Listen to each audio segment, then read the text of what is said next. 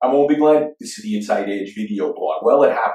If you guys remember, about 6 months ago, I did a blog and I talked about how a lot of my investor clients had been getting letters in the mail from the City of Vancouver getting audited on the Vancouver empty homes tax.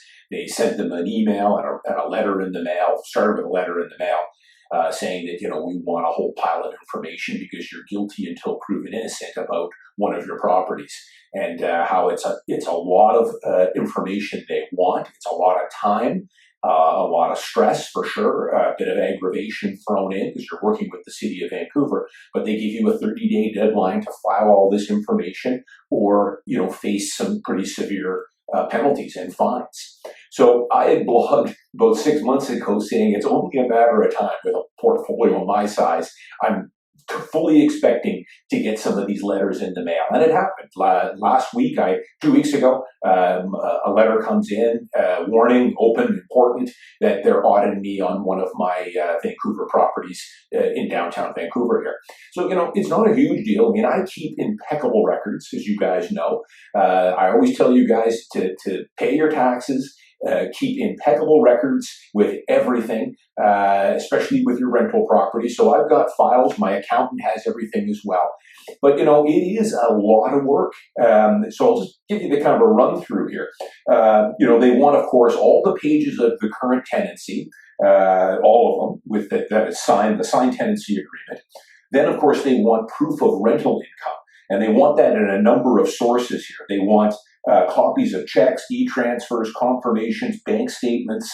They also want the T776 statement of real estate rentals, accompanied by the Canada Revenue Agency CRA T1 General Income Tax Benefit return. They want the CRA Notice of Assessment, which contains rental income as declared.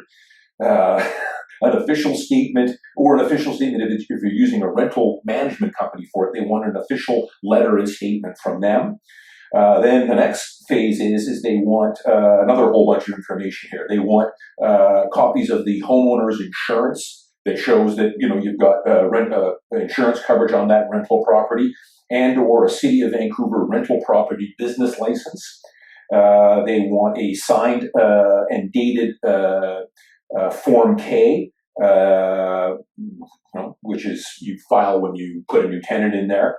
If the property is tenanted with a property management company, they want all relevant sublease agreements and or ledger, which lists residents within the applicable vacancy reference period.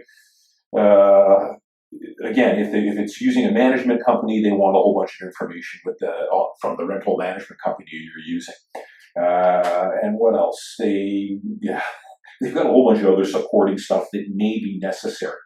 So it's a lot of stuff that they want. Now, with me, it's not a huge problem. I've got everything in files, I do have everything in actual printed files as well as on my computer and at my accountant's office as well. But it is a lot of digging. You have to go through, pull it all out. And then to make matters worse, my assistant submitted this stuff via the portal that the Vancouver City provides, and she calls me and says it won't take the information. The file sizes are too big. The site isn't working properly.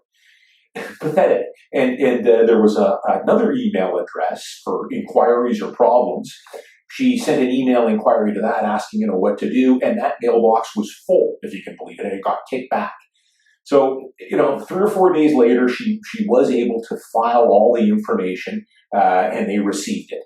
But, as I said back 6 months ago with these audits, they never give you a green light with any of this stuff.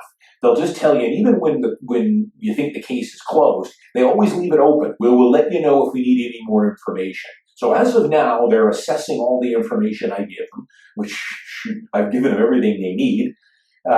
It's got nothing to hide, of course. Everything's there. But we'll wait. And, it wouldn't surprise me if I'm heading away on vacation here multiple times this summer. I'm sure as soon as I land somewhere, I'm going to have a letter in my inbox from City of Vancouver saying, hey, we need some more information, some supporting information.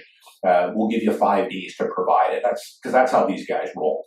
But anyways, if you own a rental property in Vancouver, be on the lookout for these. It's only a matter of time. I'm expecting more of these. Again, I have nothing to hide. I'm super organized. But, it does take time. And this is something I want to point out in what I'm going to talk about next year, about raising rent on my tenants. And, this added cost, bureaucracy, the 3 or 4 hours that my assistant has to do to put this information together, plus any more info that I might have to provide them down the road. This is all going to be passed on, and it will be passed on to the end user, the tenants. This is what landlords are going to do.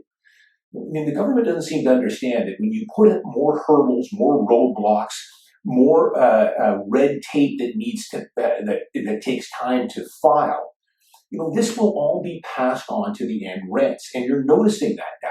Look at what the rent prices have done in Vancouver. They are skyrocketing. Units that were renting for $2,100 a couple of years ago are now getting $2,600, $2,700. And I don't blame these landlords, because a lot of it, of course, was the 2-year rental freeze that the NDP did, and then the measly 1.5% they gave us for 2022. Even though insurance premiums have more than doubled, property taxes have gone up double digits, strata fees have gone up double digits, the cost for me to maintain my units for repairs and appliances have all gone up massively, far more than 1.5%. So when these tenants move out, of course, they're now collecting a much higher rent to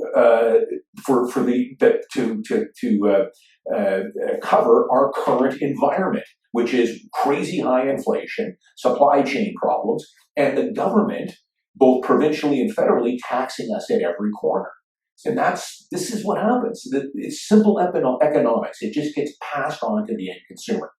So topic number 2, as you guys know, if you've read my book, I've done probably 8 or 9 blogs over the last 10 years on being a landlord.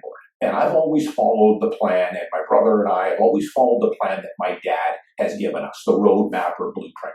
And that is, we've never raised rent on our tenants. We're under the belief that once you get a good tenant in there, the tough part is getting tenants and screening them and placing new tenants. Once you get a good tenant, as long as they're taking care of the place, they're not bothering you, they're paying you good rent, I never raise the rent on them. Until now. I have now decided, and I've talked about this a few times in passing here, because a lot of my clients do raise the rent by the prescribed amount every year. I have now decided that I'm going to start doing that later this year. I am going to start giving the annual prescribed rental increases across the board to all my tenants. And a lot more of my investor clients are doing the same. I didn't want to do it, but I have no choice anymore. Because what's happening is, with the rental rates spiking so much now, tenants now are going to start staying put, because they know, hey, I'd love to get into a bigger place or move to another neighborhood or go from Richmond to Vancouver, but I don't dare step into this rental market. I'm going to go from $2,000 a month to $2,700 a month for something very similar. And so they're going to stay put. Thus, they're going to stay there for longer periods of time. And me as a landlord now, with what the NDP is doing with the rent freezes and the ridiculously low prescribed increases they're giving us, I can't get the rent anywhere near to where market rent is. I will when they eventually move out, which eventually they will, and then I will raise the rent $400, $500, $600, $700, whatever it is. So it's a bit of a double-edged sword for me. I don't really want to do it. This year I'm only going to get 1.5% anyways. It's a pittance. I'm going to raise it $30, $25 a month. It's not much at all, but at least it helps a little bit. And that's what a lot of landlords are going to start doing. A lot of landlords follow the same process I did. If they had a good tenant, they just let the rent stay the same. But you're going to start to see the annual prescribed increases now, because there's a war against landlords with the NDP and the City of Vancouver. And you kind of leave no choice. So a lot of these people that had some rent stability for many years are going to start to get those prescribed increases.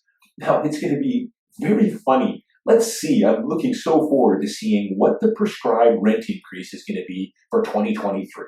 So, for the last 30 years since I've been a landlord, 35 years, as you guys know, the prescribed rent increase has always been the CPI, the inflation, plus 2%. And even that was on the low side. Generally, the cost to hold properties exceeded that, especially when it came to property taxes and insurance costs and everything else. The NDP, of course, froze rent for 2 years for COVID, which wasn't fair at all. They acted like the landlord didn't have expenses. Sure, great to benefit the tenant, but what about the landlords? Because they think they're all fat cats, of course. But this year for 2022, even though inflation has been running hot for a while now, they gave you a piddly 1.5%. Ridiculous. So let's see. NDP, of course, rolled back the 2%. Now it's just CPI. So I'm really looking forward to seeing what this government does in January here, or later this year when they announce the 2023 prescribed allowable rent increase. It should be 6-7%, because inflation has been running up there pretty much all year now.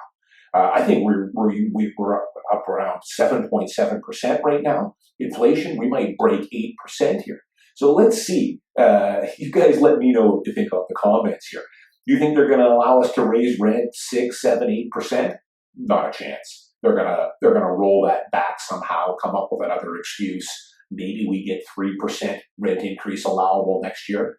So again, for that reason, I am going to start doing the prescribed rental increases. 1.5 this year and whatever they give us next year. But whatever it is, it's going to be far below what it costs me to maintain and keep those properties. But again, eventually all tenants leave.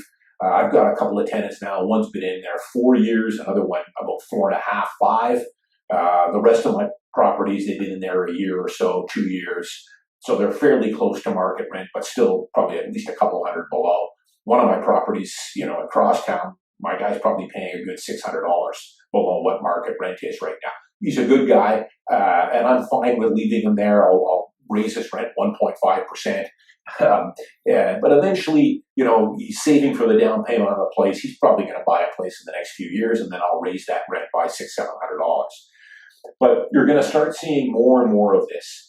And again, if you watch some of my earlier blogs this year, I said that over the last couple of years, I had a lot of landlords just got fed up with the government. And, that is part of the reason why rents have spiked again as well. For every landlord that sells and gets out of it and sells their rental unit, usually those units are not bought by investors. They're usually bought by end users or principal residence buyers. And I've talked about that. This year already, I've probably sold 6 or 7 condos that were by investors. And of the 6 or 7, I think all but 1 were principal residence buyers. So there's 6 more units that are taken out of the rental pool. And that's kind of causes that backlash there. And I don't blame a lot of these guys that have been selling their properties. They bought these units 15, 20, 25 years ago. They've done tremendous on them. But a lot of that is music to my ears. For every landlord that leaves the business, that's just one less unit, one less unit that's competing against mine and keep pushing the rents up. And that's another reaction to taxes that the government never talks about. You start these war on landlords, and eventually they just say, enough is enough. I'll sell the unit. I've done well on it. Owen, I want you to sell the unit. Let's get the tenant out. Let's stage it, and we'll get top dollar for it. Chances are that the new buyer is going to be a principal residence buyer. There's one less unit that's in the rental pool. And that's why there's very little for rent, and rent prices have spiked up, and you're getting into bidding wars on rentals as well. I'm Owen Bigland. As always, thanks for watching. I'll see you next week.